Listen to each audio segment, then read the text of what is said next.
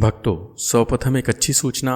संभावना है कि वर्ष 2023 के अंत तक समस्त भारतवासी बाबा बर्फानी के निवास स्थान कैलाश पर्वत पर अपनी स्वभूमि अर्थात भारत द्वारा यात्रा कर सकेंगे, क्योंकि इससे पूर्व हमें तिब्बत वाया चाइना अर्थात कि चीन से अनुमति लेकर कैलाश पर्वत पर जाना पड़ता था। अतः मैं आपको बधाई और इस शुभ कार्य के लिए भारत सरकार को धन्यवाद देता हूँ। धार्मिक पुस्तकों एवं पौराणिक कथाओं की माने तो कैलाश पर्वत मात्र एक पर्वत नहीं वर्ण स्वर्ग का वह द्वार है जहाँ से मोक्ष और एक नई अलौकिक यात्रा का शुभारंभ होता है। अभी तक यात्रियों को 3 दिन की लंबी यात्रा और 52 किलोमीटर लंबा सफर पैदल, खच्चर अथवा याक द्वारा तय करना पड़ता था तथा यथाशक्ति कैलाश पर्वत की परिक्रमा को कर यात्रा को संपूर्ण करना होता था। परंतु अब श्रद्धालुगण इस पावन यात्रा को उत्तराखंड स्थित पिथौरागढ़ लिपुलेख पास के माध्यम से मात्र 6.5 किलोमीटर की यात्रा करके पूरा कर सकेंगे। जानकार बताते हैं कि कैलाश पर्वत के निकट आज भी विभिन्न बौद्ध मॉनेस्ट्री और साधकों की गुफाएं मौजूद हैं तथा 2 मुख्य अन्य आकर्षण, जिसमें पहला है मानसरोवर झील और दूसरा है राक्षस ताल, जो बरबस लोगों का ध्यान अपनी ओर आकर्षित करता है। कहते हैं मानसरोवर झील का निर्माण ब्रह्मा जी ने सर्वप्रथम अपने मन में किया था, अर्थात यह वह विद्या है जिसे आज की दुनिया और मॉडर्न साइंस क्वांटम साइंस के नाम से जानती है। तदुपरांत ब्रह्मा जी ने उस झील को इस धरती पर अवतरित किया अथवा इस झील का निर्माण हुआ। दूसरी झील को राक्षस ताल के नाम से जाना जाता है। यह वह स्थान है जहां भगवान शिव के परम भक्त रावण ने अपने शीशों को काट भगवान शिव की घोर तपस्या की थी तथा अपने शीशों को उन्हें अर्पण किया था। फलस्वरूप प्रसन्न होकर भगवान शिव वहां प्रकट हुए थे तथा उन्होंने रावण को विभिन्न शक्तियां और वरदान प्राप्त कर उसको मजबूत किया था।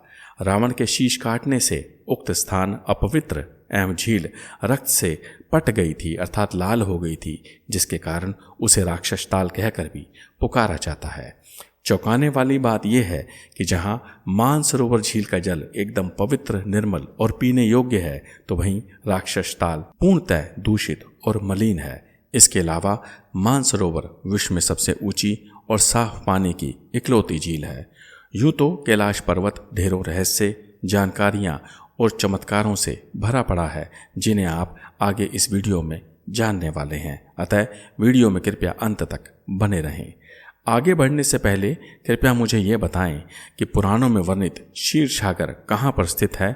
मुझे आपके कमेंट्स का इंतजार रहेगा। कैलाश पर्वत की 4 दिशाओं से 4 मुख्य जलधाराओं का निर्माण होता है अथवा 4 नदियों का उद्गम होता है, जिन्हें हम क्रमशः सिंधु, ब्रह्मपुत्र, सतलुज और घाघरा कहकर पुकारते हैं। वेदों के अनुसार कैलाश पर्वत भगवान शिव एवं माता पार्वती जी का निवास स्थान है और हिंदू धर्म में भगवान शिव को स्वयंभू अर्थात अजन्मा माना जाता है।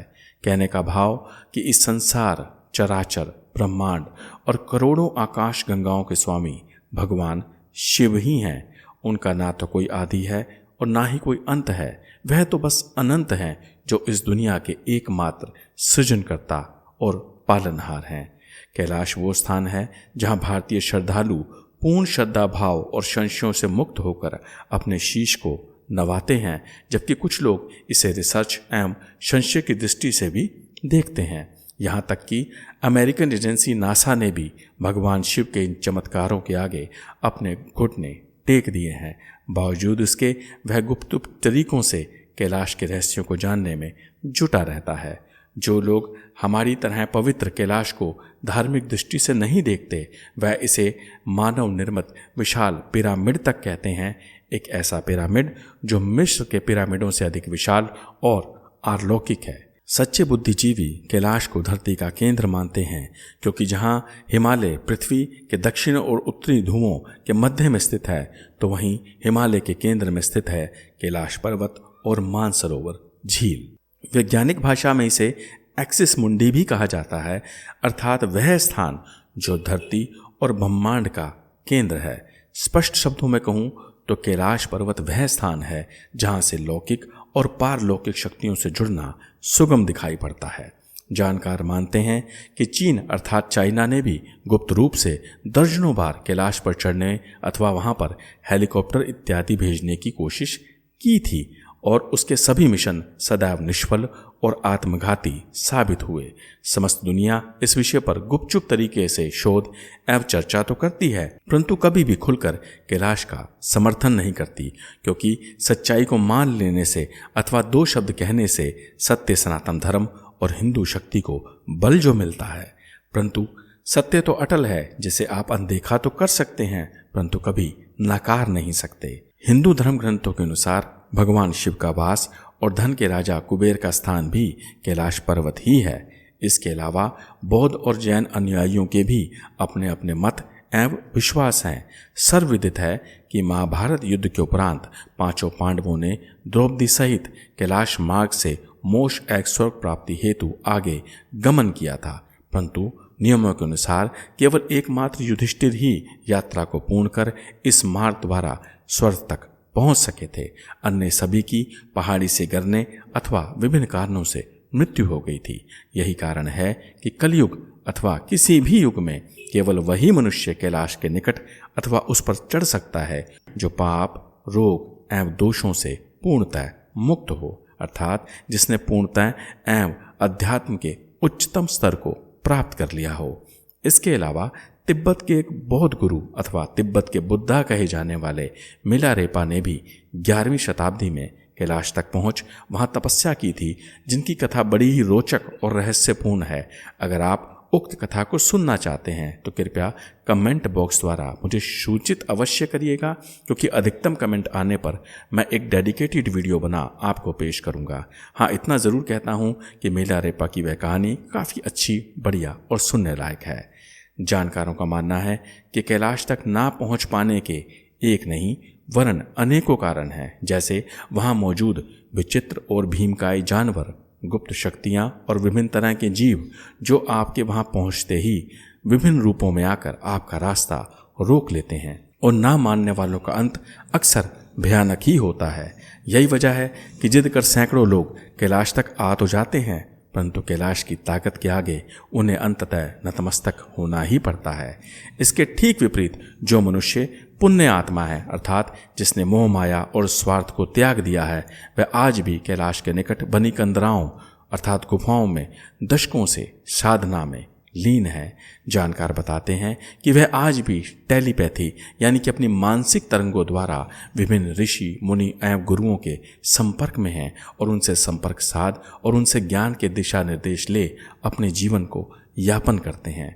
यह भक्ति और साधना की वह स्थिति है जहाँ करोड़ों में से कोई विरला ही वहाँ तक पहुँच पाता है। इसके अलावा साधक के पास सुकर्मों की पूंजी और भगवान शिव की विशेष कृपा होना भी अति अनिवार्य है।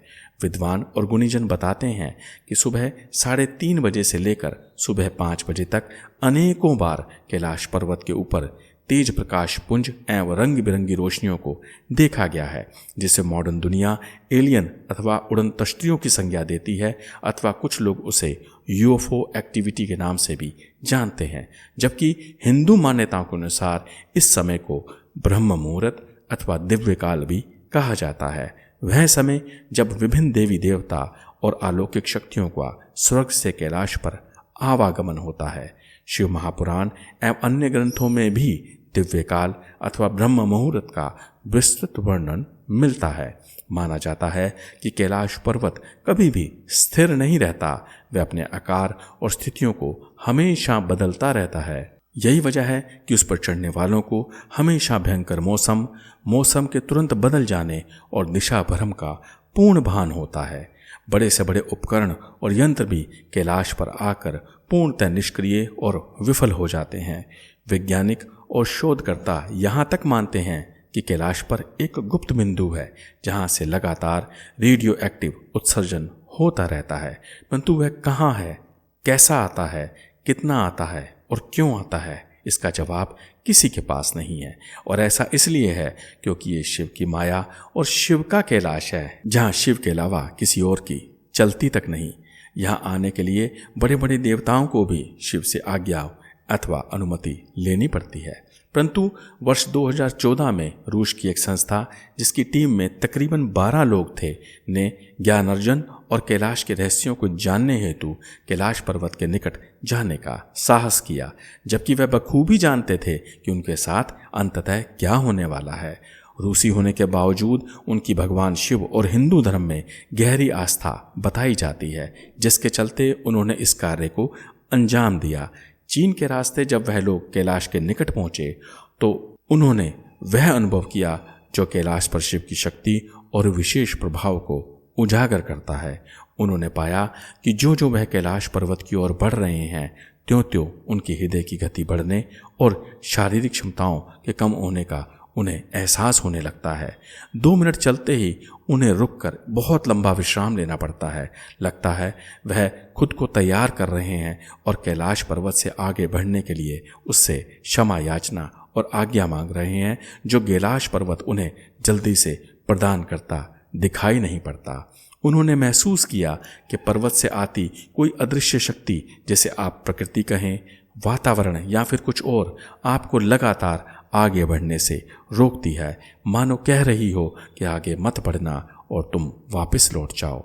इसके अलावा कैलाश पर्वत के निकट पहुंचते ही लोगों के नाखून और केश सामान्य गति से 4 गुना अधिक तेजी से बढ़ने लगते हैं। रूसी टीम मेंबर्स ने बताया कि कैलाश की तलहटी में पहुंचते ही उन्हें वहां मौजूद विशेष ऊर्जा और शक्ति का एहसास पहले दिन से ही होने लगा था, तथा जैसे जैसे उन्होंने अपने कदम कैलाश पर्वत की ओर बढ़ाए, उन्हें अपने हृदय में कंपन और शरीर में कुछ विशेष दबाव महसूस होने लगा, कुछ ऐसा अदृश्य जो उन्हें आगे बढ़ने से रोक रहा था। उन्होंने माना कि उक्त अवस्था को शब्दों में बयां कर पाना बहुत कठिन है। यह वह अनुभव है जिसे वहां पहुंचकर ही महसूस किया जा सकता है।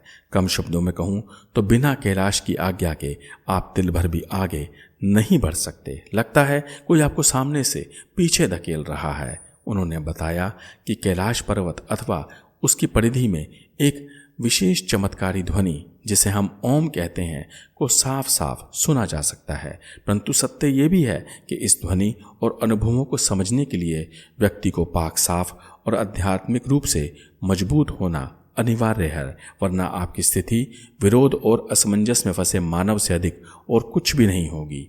एक निश्चित ऊंचाई तकरीबन 200 मीटर जाने के बाद इन शोधकर्ताओं की हिम्मत जवाब देने लगी। उन्हें असहजता और अहित की आशंका ने आ घेरा, अतः वह तुरंत ही वहां से वापस हो लिए। वह बताते हैं कि उतराई करते समय वह खुद को पहले से अधिक जवान और ऊर्जावान महसूस कर रहे थे, और उनका यह दावा 100% सत्य दिखाई पड़ता है, क्योंकि दर्जनों लोगों के निजी अनुभवों को सिरे से नकार पाना समझदारी नहीं होगी। टीम के विभिन्न सदस्यों ने यहाँ तक माना कि ये कुछ ऐसा अनुभव था कि आप धरती पर नहीं वरन किसी अन्य ग्रह की यात्रा पर हों अथवा वहां से आप वापसी कर रहे हों। इन अलौकिक अनुभवों के बाद टीम के सभी सदस्यों की आस्था का बढ़ना एकदम तय था। अतः अब वह शिव और कैलाश के प्रति अधिक समर्पित और कृतज्ञ थे। यही कारण है कि कैलाश पर्वत धार्मिक आस्था और महादेव की शक्ति का वो जीता जागता सबूत है, जिसके चलते बड़े से बड़े पर्वतारोही, जिन्होंने भले ही माउंट एवरेस्ट को दर्जनों बार फतेह क्यों ना किया हो, वह कैलाश के निकट आने से भी डरते हैं। खैर, लोगों की धारणाएं और सोच कुछ भी हो सकती हैं, परंतु एक सनातनी हिंदू और भारतीय होने के नाते मैं पूर्ण निष्ठा और विश्वास के साथ कह सकता हूं कि वेद और पुराणों में वर्णित कैलाश पर्वत ही भगवान भोलेनाथ और माता पार्वती जी का निवास स्थान है, तथा जो बातें मैं अब आपसे साझा करने जा रहा हूं वह किसी अन्य जगह अथवा वीडियो में आपको उपलब्ध नहीं मिलेंगी। कि कैलाश पर्वत की फ्रीक्वेंसी और आयाम अर्थात डायमेंशन मनुष्य की सोच से परे हैं। मेरी राय में वहां आज भी हजारों सूक्ष्म शरीरधारी महामुनि और शिव के दूत विराजमान हैं, जिन्हें नंगी आंखों से और बिना शिव की कृपा के देख पाना असंभव है। उन सभी दूतों का अपना अपना एरिया अर्थात कार्यस्थल अथवा परिधि तय है, जहां से वह हमें 24 घंटे देखते, सुनते और समझते रहते हैं, परंतु हम उन्हें कभी भी देख एवं समझ नहीं सकते।